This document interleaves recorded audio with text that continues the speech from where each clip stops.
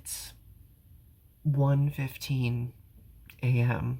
and I've been listening to The Bitter Truth by Evanescence for a while, and I've been crying over it. I'm just so happy right now, and I feel like a 15-year-old again, staying up super late to listen to Fallen or The Open Door drop. Anyway, this is meant to be a review slash reaction to the album.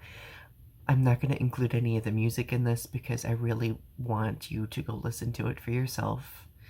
But I think this is Evanescence's strongest body of work to date in a variety of different ways. And I had a feeling it would be, since it's been 10 years since we've had an Evanescence album.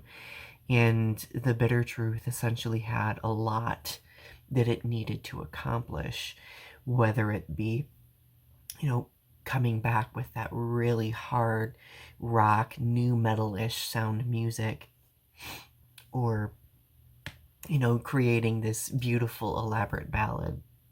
I apologize. I'm really trying to gain my composure right now and articulate myself. It's a little bit difficult. The one thing that I really like about this album, and this is actually very common across other Evanescence albums as well, is that the songs transition so well between one another. And I particularly enjoyed listening on my first listen, the first track, Artifact, The Turn, which is just this very almost industrial, cinematic, electronicized soundscape with Amy Lee singing over it, and then it building and building into like this keyboard synth type of sound later on, this rhythm. It kind of gave me some Wagaki Band vibes, which really made me nerd out because I love their collaboration on Sakura Rising. But the way that that beautiful soundscape transitions into Broken Pieces Shine, it grabs you, like it really draws you in, and it, like, there's a countdown at the beginning, and it's so unbelievably powerful. I absolutely love that transition. I also really enjoy that there's this ongoing theme, if you look at the lyrics, of survival being painful, but us needing to get through it, despite what other people may say, despite what other people may think, which is largely the theme of Broken Pieces Shine. And connecting back to like the intro of the album, like I kind of envision that song as being that spark of realization that we get when we realize that we need to accept something difficult and move forward. That really got me. So I'm reading through the lyrics as I go through this because there's so many things I want to touch on, but I'm going to try not to talk about the songs that have been released, but I did go through and re-listen to them again, and they each have a very specific placement in the album, because right after Broken Pieces Shine comes The Game Is Over and Yeah Right, and those are both kind of like these coy, like, like, hey, I'm going to be this no matter what you tell me. I'm going to get through this no matter what you tell me. Like there's that internal meaning there that really, I don't know, it just really resonated with me. This is the worst articulated review I've ever done.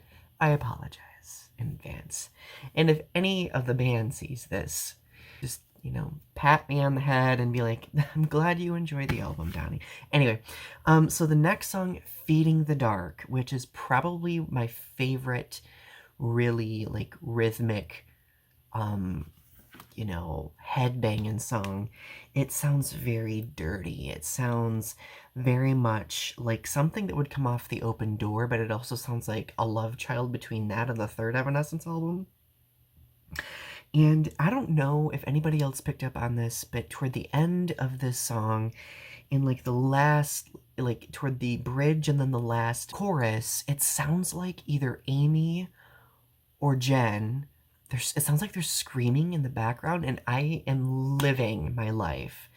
I've waited my whole life to hear some screaming in Evanescence music, and we finally got it in this song, and I am elated. So after that came Wasted on You. Beautiful, beautiful. Better Without You, and then Use My Voice came after that. Both of those are rebellious as hell. Take Cover came after that. So track number 9, I was right. So Take Cover is a song that was released, well, it was being written by Evanescence quite some time ago, and it's been performed a few times, but we finally have a studio version of it, and it is, oh my god, it's amazing. It really is such a sassy song. It's literally the Call Me When You're Sober of this era, let's just say. Okay, so Far From Heaven is the next song. And I knew that Amy wrote it about the passing of her brother and about all the losses, but this song, the reason why I was crying at the beginning of this video was because I was listening to it just repeatedly and repeatedly. There is something about this ballad that it makes me feel the grief, but I feel like I'm floating or flying through that grief, finding some sort of catharsis, and it's so rejuvenating. And I think that's the very interesting thing about grief, is that when you confront it and when you come to terms with it, it feels so much better.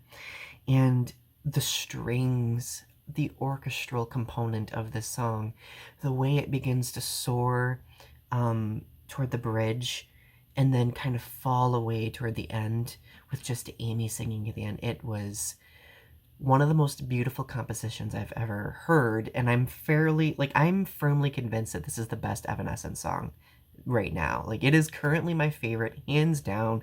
Good Enough was my favorite. That was a ballad, but, you know, I'm a little biased because I do love ballads very, very much.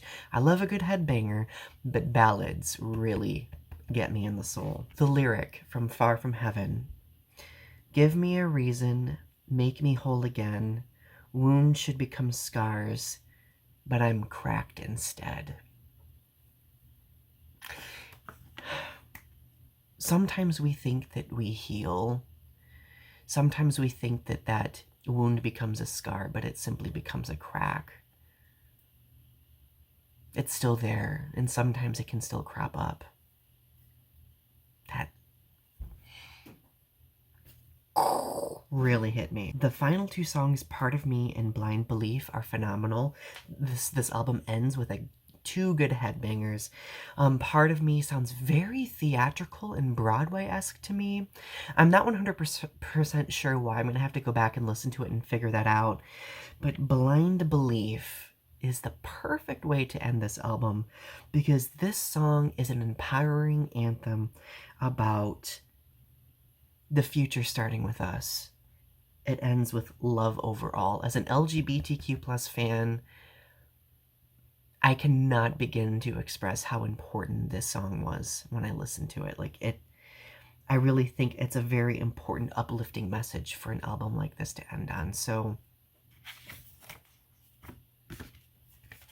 that's the bitter truth.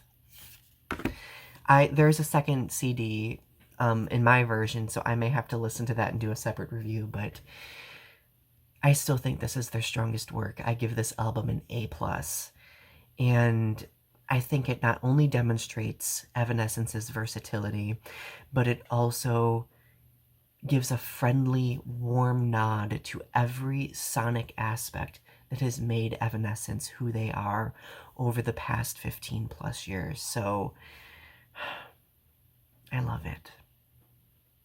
And it's been worth the wait. So anyway, share your thoughts in the comments below. Subscribe to my channel if you haven't yet. Thank you for listening. And Evanescence, if you watch this, thank you for your hard work, your determination. Thank you for being vulnerable. There is so much vulnerability in this album, and it really touches the core of what made me fall in love with the band in the beginning. Okay. I swear, I'm done. I'm done blabbing. Have a good night.